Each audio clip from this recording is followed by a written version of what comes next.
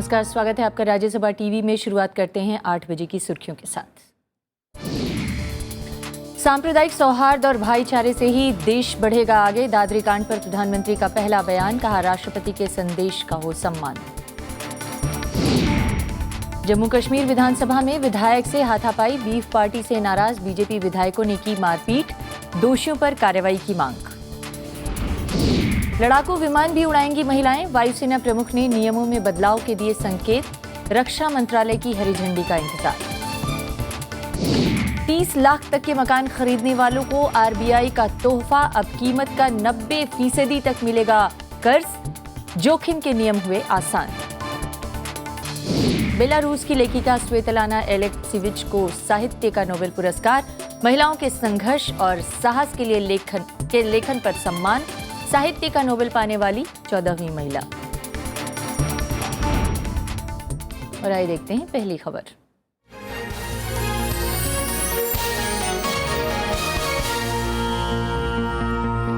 प्रधानमंत्री नरेंद्र मोदी ने देश में भाईचारे और सांप्रदायिक सौहार्द पर जोर दिया है। बिहार में नवादा की रैली में उन्होंने कहा कि विविधता और सहिष्णुता पर राष्ट्रपति प्रणब मुखर्जी के संदेश का सम्मान होना चाहिए। प्रधानमंत्री के मुताबिक हिंदू और मुसलमानों को मिलकर गरीबी से लड़ना चाहिए।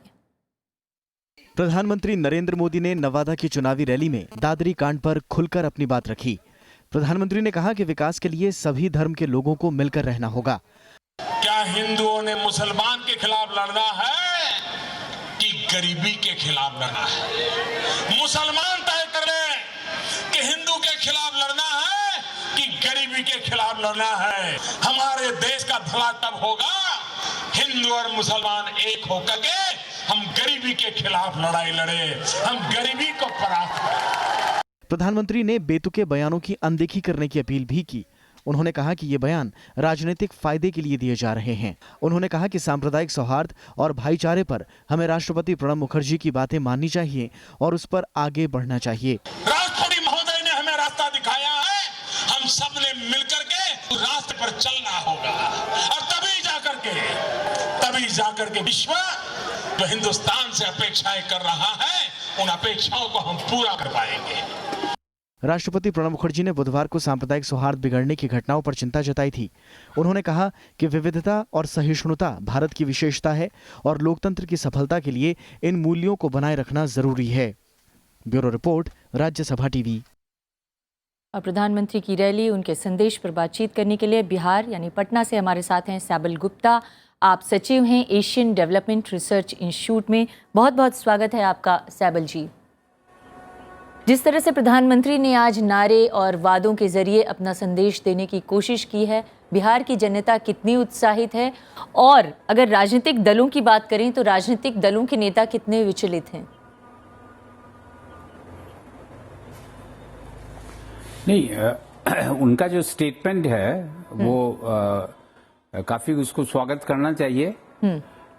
और उनका एक सिग्निफिकेंट स्टेटमेंट है इन द बैकग्राउंड, जो भी दादरी कांड के बैकग्राउंड में उनका स्टेटमेंट जो है वो काफी वेलकम करना चाहिए जी। मगर प्रॉब्लम है कि अगर आप हिस्टोरिकल पर्सपेक्टिव में देखें तो बीजेपी का साइमल्टेनियसली 4 वॉइस में लोग 4 तरह की बात करते हैं। ये स्टेटमेंट बीजेपी का ऑथेंटिक स्टेटमेंट है कि नहीं, या आरएसएस का ऑथेंटिक स्टेटमेंट है कि नहीं, ये हम लोग को देखना जरूरी है। अगर जो अभी नवादा में जो प्रधानमंत्री जी का जो भाषण है वो कंप्लीटली एक तरह से री इन्वेंशन है, ही इज री इन्वेंटिंग हिमसेल्फ।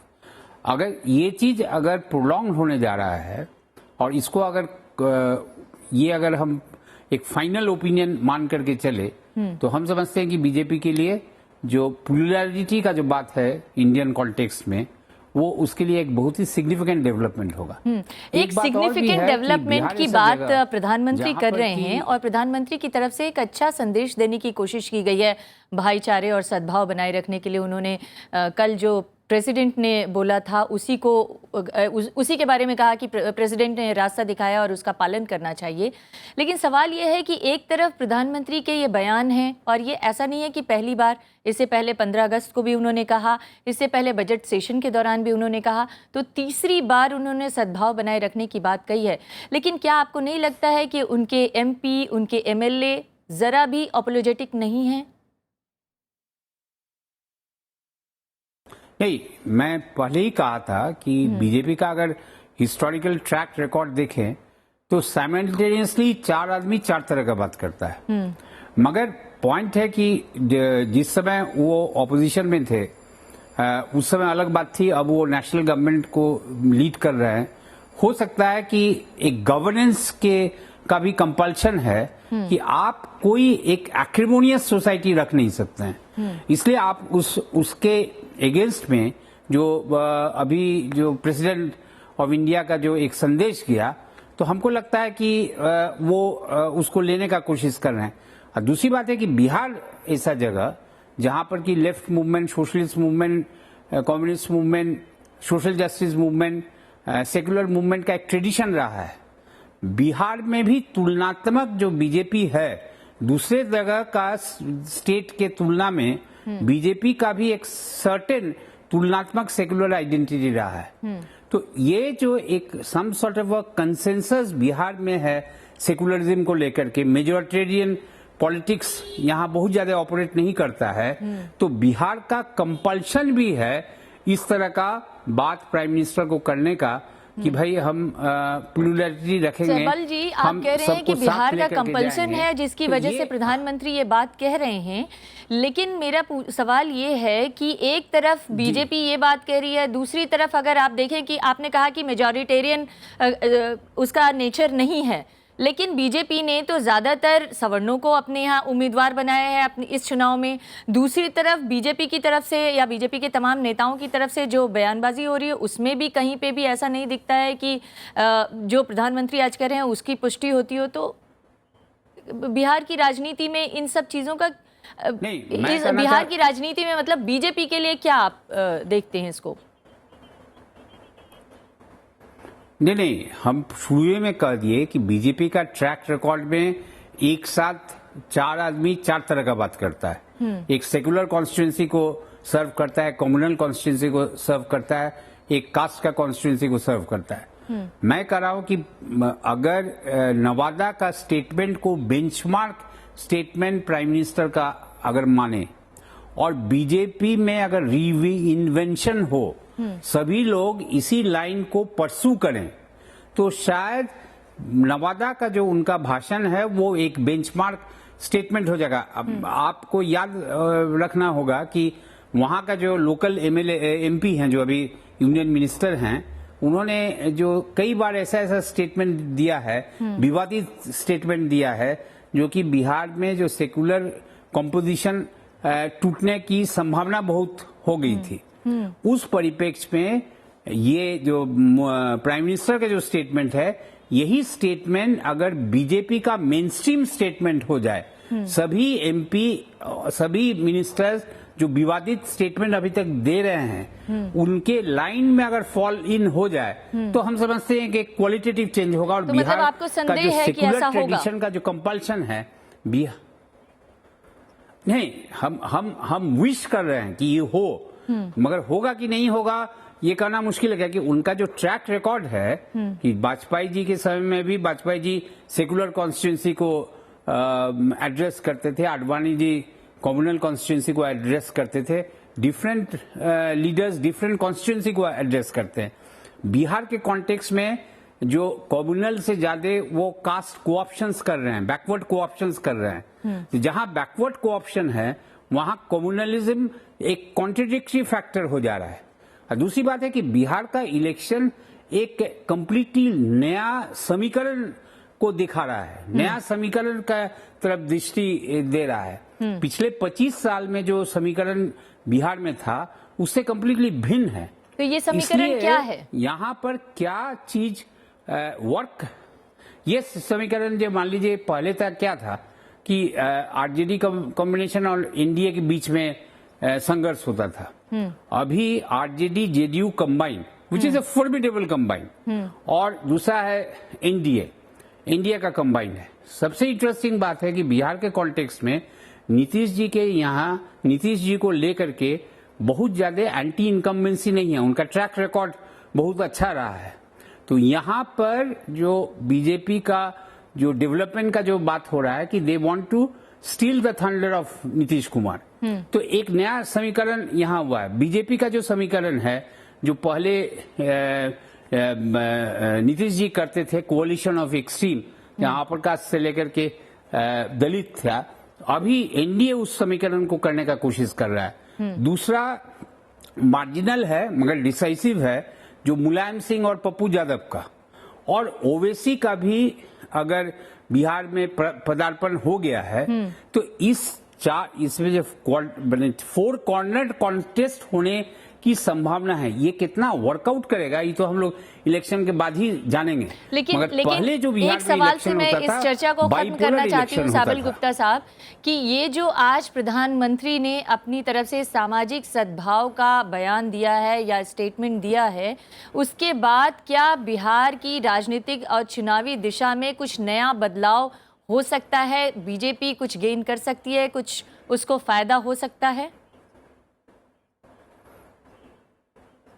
नहीं, हमको लगता है कि जो बीफ को लेकर के जो एक कम्युनल टेंशन का एक पीक में चला गया था, मोदी जी का भाषण के बैकग्राउंड में शायद वो पीक लेवल नहीं रहेगा, और मोदी जी का भाषण स्टेट्समैन लाइक देने का वो कोशिश कर रहे हैं, क्योंकि उनका जो अभी विदेश में जो ट्रैवल किए हैं, कैलिफोर्निया में जो उनका विजिट हुआ है, उस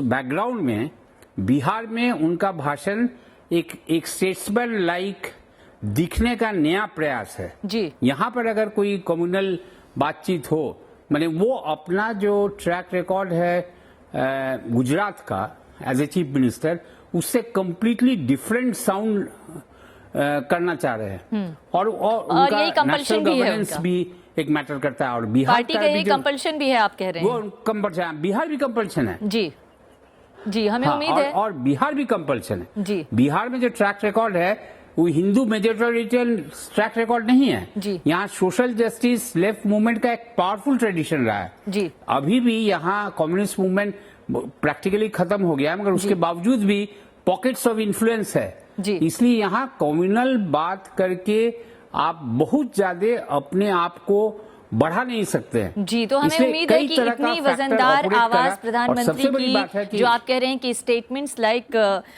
इस बयान है, अगर इससे इतनी वजनदार आवाज उठी है सद्भाव की, तो उम्मीद की जा सकती है कि असहिष्णुता का जो पारा है वो कुछ कम होगा, और उम्मीद की जा सकती है कि इससे हो सकता है बीजेपी अपने चुनावी रणनीति में कुछ आगे बढ़ पाए। फिलहाल के लिए बहुत बहुत शुक्रिया सैबल साहब। तो ये थी आज की पहली खबर, इसी के साथ रुकेंगे एक ब्रेक के लिए।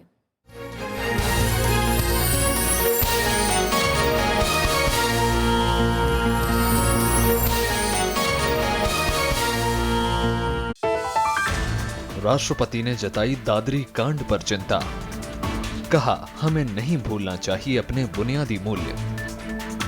क्या मायने हैं राष्ट्रपति के वक्तव्य के, कैसे होगा सुधार? देखिए देश देशांतर, राष्ट्रपति की सीख, रात 8:30 बजे।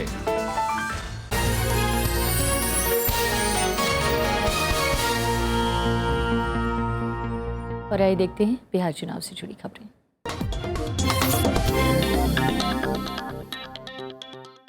प्रधानमंत्री नरेंद्र मोदी ने बिहार में 4 रैलियां करके आरजेडी अध्यक्ष लालू प्रसाद यादव पर कई तरह के आरोप लगाए, तो इसके जवाब में लालू यादव ने भी पटना में प्रेस कॉन्फ्रेंस की और आरक्षण के मुद्दे को फिर से हवा देने की कोशिश की। मोदी जी बतावें, प्रधानमंत्री जी आरक्षण पर अब तक चुप क्यों है, आप बताइए। आरजेडी प्रमुख और पूर्व मुख्यमंत्री लालू प्रसाद यादव के इस सवाल के साथ एक बार फिर से आरक्षण के मसले को हवा मिल गई। सवाल नंबर 1, उन्होंने प्रधानमंत्री से आरएसएस प्रमुख मोहन भागवत के आरक्षण पर दिए बयान की निंदा करने और आबादी के हिसाब से आरक्षण देने की भी मांग की।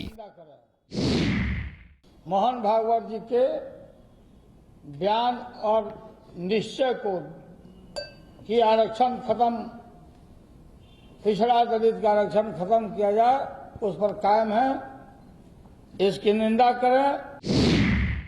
लालू प्रसाद यादव ने आरएसएस और बीजेपी को दलित विरोधी करार दिया। का लिखा हुआ किताब, यह है कलम जो मोदी जी का लिखा हुआ किताब, इसमें दलित विरोधी मानसिकता का तुच्छ परिचय दिया है।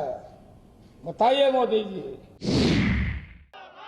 आरजेडी अध्यक्ष ने चुनाव में महागठबंधन की जीत का दावा किया और बीजेपी के प्रचार अभियान पर भी कई सवाल खड़े किए। Bureau report, Rajya Sabha TV.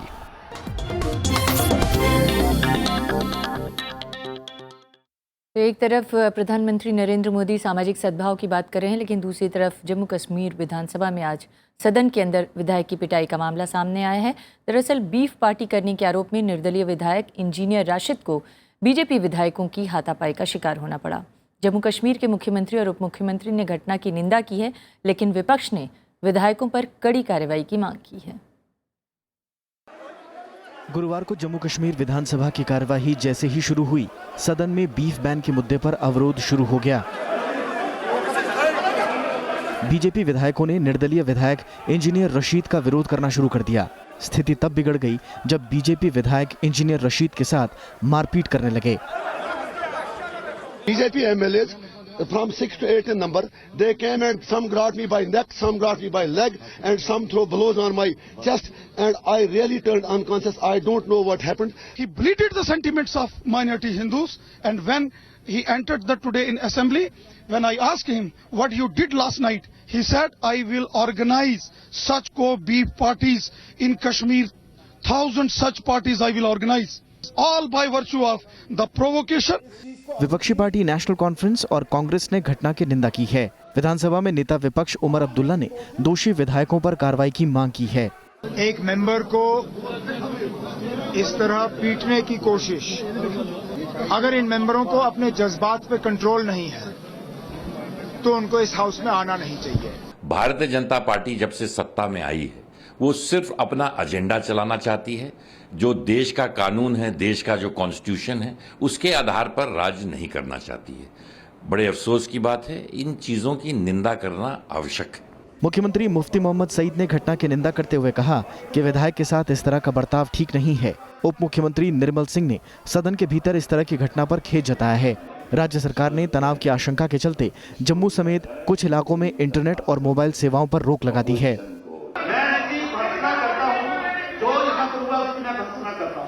निर्दलीय विधायक इंजीनियर रशीद पर बुधवार को एमएलए हॉस्टल परिसर में बीफ पार्टी करने का आरोप है।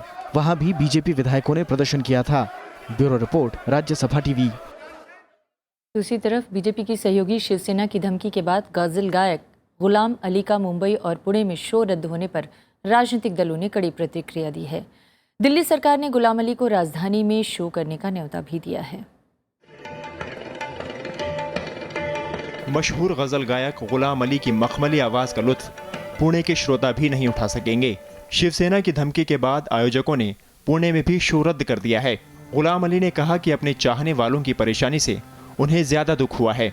मेरे जो चाहने वाले हैं, ये उनके लिए भी बड़ी परेशानी होती है इस तरह से, और है उनको हुई है, और मुझे भी ये परेशानी हुई है कि मैं अच्छे काम के लिए, ये जो म्यूज़िक होता है ये बहुत प्रेम मोहब्बत का पैगाम होता है, तो इसमें मैं तो यही सारी जिंदगी किया है कि अपने चाहने वालों को खुश रखने की कोशिश की है। कांग्रेस का आरोप है कि गुलाम अली का शो रद्द कर असल मुद्दों से ध्यान भटकाने की कोशिश हो रही है। आम आदमी पार्टी ने कहा कि बंदिशों की इस राजनीति का पुरजोर विरोध होना चाहिए।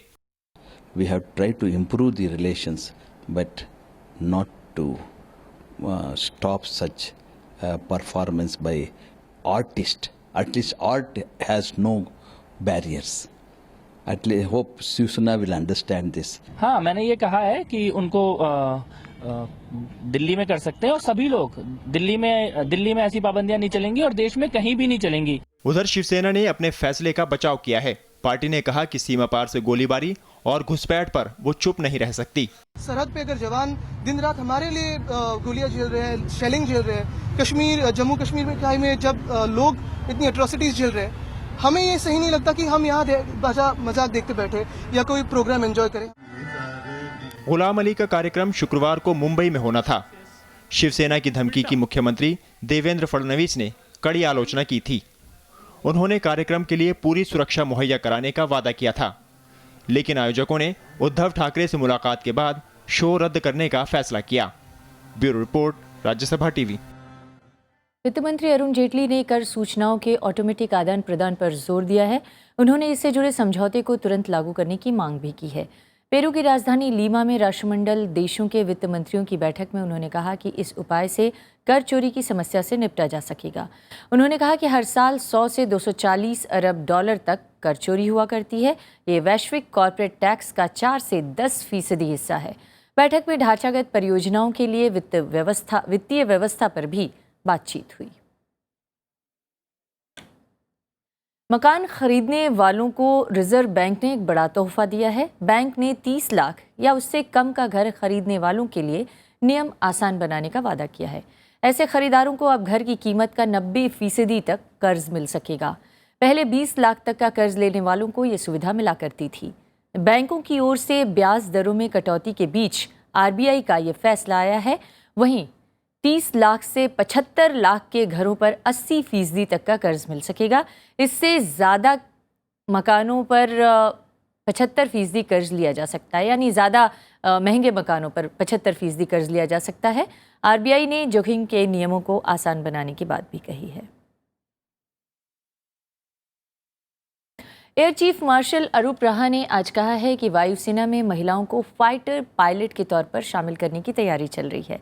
वायुसेना के 83वें स्थापना दिवस के मौके पर उन्होंने ये बात कही है। गाजियाबाद के हिंडन एयरबेस में अलग अलग लड़ाकू विमानों और हेलीकॉप्टर्स के हैरत अंगेज कारनामे भी आज देखने को मिले।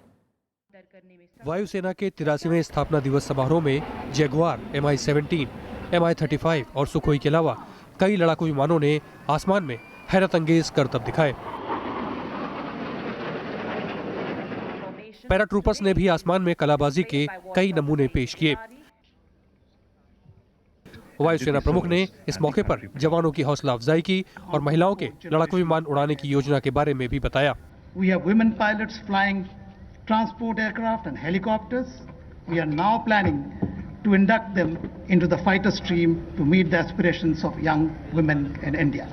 तीनों सेनाओं के सर्वोच्च कमांडर राष्ट्रपति प्रणब मुखर्जी ने वायुसेना दिवस के मौके पर जवानों को शुभकामनाएं दी हैं। उन्होंने शांति काल में वायुसेना की ओर से समय समय पर चलाए गए बचाव अभियानों की सराहना की। प्रधानमंत्री नरेंद्र मोदी ने ट्वीट करके कहा कि मैं वायुसेना दिवस पर वायुसेना के हमारे जवानों को सलाम करता हूं। भारतीय वायुसेना की स्थापना ब्रिटिश शासनकाल में 8 अक्टूबर 1932 को हुई थी। तब इसे ब्रिटिश एयरवेज के नाम से जाना जाता था, लेकिन आजादी के बाद इसका नाम बदलकर भारतीय वायुसेना कर दिया गया। Bureau report, Rajya Sabha TV. Bharat ने उम्मीद जताई है कि नेपाल में संविधान संशोधन प्रस्ताव को सभी पार्टियों का समर्थन मिलेगा। इससे नेपाल सरकार और मधेशियों के बीच के टकराव को दूर करने में मदद मिलेगी। भारत ने कहा है कि मधेशी आंदोलन की वजह से वाहनों की आवाजाही बाधित हुई है और इससे भारत को भी घाटा उठाना पड़ा है। नेपाल में 54वें दिन भी मधेसियों का विरोध प्रदर्शन जारी रहा। विरोध प्रदर्शन की वजह से जरूरी सामानों की आपूर्ति बाधित हुई। हालांकि दवाइयों और पेट्रोलियम से लदे ट्रकों की आवाजाही जारी रही, लेकिन औसत 250 से 300 ट्रक ही नेपाल में प्रवेश कर पा रहे हैं और 5000 से अधिक ट्रक सीमा पर खड़े हैं। इस बीच नेपाल सद्भावना पार्टी के राष्ट्रीय अध्यक्ष और मधेश नेता राजेंद्र महतो ने मांगे नहीं माने जाने तक आंदोलन जारी रखने का ऐलान किया है। जो मिला अधिकार भी छीन लिया गया है, इसके कारण बाध्य होकर के हमें अभी सड़क पर आना पड़ा है और तीसरा मधेश आंदोलन को आगे बढ़ाना पड़ा है। और ये आंदोलन एक निर्णायक आंदोलन, एक मधेश की जनता अंतिम लड़ाई लड़ना चाहती है। इस बीच भारत ने आर्थिक नाकेबंदी के आरोपों को सिरे से खारिज कर दिया। विदेश मंत्रालय के प्रवक्ता विकास स्वरूप के मुताबिक नेपाल में विरोध प्रदर्शन की वजह से ट्रकों की आवाजाही पर असर पड़ा है। हमने किसी भी प्रकार की ऑफिशियल या अनऑफिशियल आर्थिक नाकाबंदी नहीं की है नेपाल की। every day a number of trucks are also entering Nepal from various border crossings. There are, however, obstructions at several entry-exit points. These obstructions, you know very well, are due to the unrest, protests and demonstrations entirely on the Nepalese side. इससे पहले बुधवार को सरकार और मधेसी नेताओं के बीच दूसरे दौर की वार्ता विफल रही। मधेसी नेताओं ने नेपाल सरकार से ठोस आश्वासनों की मांग की है, जबकि सरकार का जोर आंदोलन खत्म कराने पर रहा। इस बीच नेपाल ने भारत सरकार से आवश्यक सामानों की आपूर्ति जल्द से जल्द बहाल कराने की मांग की है। अब उम्मीदें शुक्रवार को होने वाली तीसरे दौर की बैठक से हैं। अखिलेश सुमन, राज्यसभा टीवी। इस साल का साहित्य का नोबेल पुरस्कार बेलारूस की महिला लेखिका स्वेतलाना एलेक्सेविच को दिया जाएगा। उन्हें ये सम्मान महिलाओं के संघर्ष और साहस के लिए लेखन पर मिला है। 67 साल की स्वेतलाना राजनीतिक लेखिका के रूप में जानी जाती हैं और ये पहला मौका है जब किसी पत्रकार को, यानी महिला पत्रकार को, नोबेल पुरस्कार मिला है। उनकी पहली किताब दूसरे विश्व युद्ध पर थी, जिसका नाम था the unwomanly face of the war. इसमें उन्होंने रूसी महिलाओं के संघर्ष और उनकी परेशानियों का जिक्र किया है। 67 साल की स्वेतलाना साहित्य का नोबेल पुरस्कार पाने वाली 14वीं महिला हैं। इस बुलेटिन में फिलहाल इतना ही। जाते जाते आपको छोड़ जाते हैं देश दुनिया की कुछ और बड़ी खबरों के साथ। नमस्कार। आधार कार्ड के इस्तेमाल का दायरा बढ़ाने के मामले में सुप्रीम कोर्ट ने अपना फैसला शुक्रवार तक के लिए टाल दिया है। सुप्रीम कोर्ट ने केंद्र, सेबी और आरबीआई जैसी संस्थाओं को भरोसा दिलाया कि आधार कार्ड का इस्तेमाल सिर्फ पीडीएस और एलपीजी योजनाओं तक सीमित करने के पूर्व के आदेश में संशोधन के लिए एक बड़ी पीठ जल्द फैसला लेगी। जम्मू कश्मीर में फिर से इंटरनेट सेवा पर प्रतिबंध लगा दिया गया है। राज्य में बीफ मुद्दे पर भड़के विवाद के बाद पुलिस ने सोशल मीडिया के दुरुपयोग के डर से ये निर्णय लिया। सुरक्षा बलों ने जम्मू कश्मीर के रियासी में एक आतंकी ठिकाने पर छापेमारी कर भारी मात्रा में विस्फोटक सामग्री बरामद की है। छापेमारी के दौरान 60 AK-47 और 6 हथगोले बरामद हुए। हिमाचल प्रदेश के मंडी में आज सुबह भूकंप के झटके महसूस किए गए। रिक्टर स्केल पर भूकंप की तीव्रता 3.8 मापी गई है। झटकों की वजह से किसी तरह के नुकसान की खबर नहीं है। छत्तीसगढ़ के सुकमा जिले में नक्सलियों की गोलीबारी में कोबरा बटालियन के 4 जवान जख्मी हो गए। सुरक्षा बलों के सर्च ऑपरेशन के दौरान खुद को गिरता देख नक्सलियों ने बटालियन पर अचानक हमला कर दिया। राजस्थान सरकार ने राज्यपाल के पास आरक्षण से जुड़ा विधेयक भेजा है, जिसमें गुर्जरों समेत 5 समुदायों को विशेष पिछड़ा वर्ग के तहत 5% आरक्षण देने की सिफारिश की गई है। राजस्थान विधानसभा ने मानसून सत्र में ये बिल पारित किया था, जिसके तहत गुर्जर, बंजारा, गडिया, रैका और गडरिया समुदाय को आरक्षण दिया जाएगा। केंद्रीय प्रत्यक्ष बोर्ड टैक्स चुकाने में टाल मटोल करने वालों के खिलाफ सख्त कार्रवाई करने का मन बना चुका है। एक कार्यक्रम में सीबीडीटी अध्यक्ष अनीता कपूर ने ये बात कही। उन्होंने टैक्स प्रक्रिया को आसान और निष्पक्ष बनाने की बात भी कही। जयपुर में अगले साल होने वाले साहित्य सम्मेलन के लिए 165 लेखकों की सूची जारी की है। 5 दिनों तक चलने वाले इस सम्मेलन की शुरुआत 21 जनवरी से होगी। इस सूची में भारतीय लेखकों समेत कई अंतर्राष्ट्रीय लेखक भी शामिल हैं। नाइजीरिया में 4 अलग अलग आत्मघाती बम धमाकों में 40 लोगों की मौत हो गई। हमलावरों ने योबे, दामातुरु, बोर्नो और बागेटसिन में इन वारदातों को अंजाम दिया। एमनेस्टी इंटरनेशनल के मुताबिक नाइजीरिया में पिछले 6 आतंकी हमलों में 20,000 लोग अपनी जान गंवा चुके हैं। पिछले कुछ दिनों से संभले हुए शेयर बाजार में आज गिरावट का रुख रहा। सेंसेक्स 190 अंक गिरकर 26,846 अंक पर बंद हुआ। निफ्टी में भी 48 अंकों की गिरावट रही, जो 8,129 अंक पर बंद हुआ।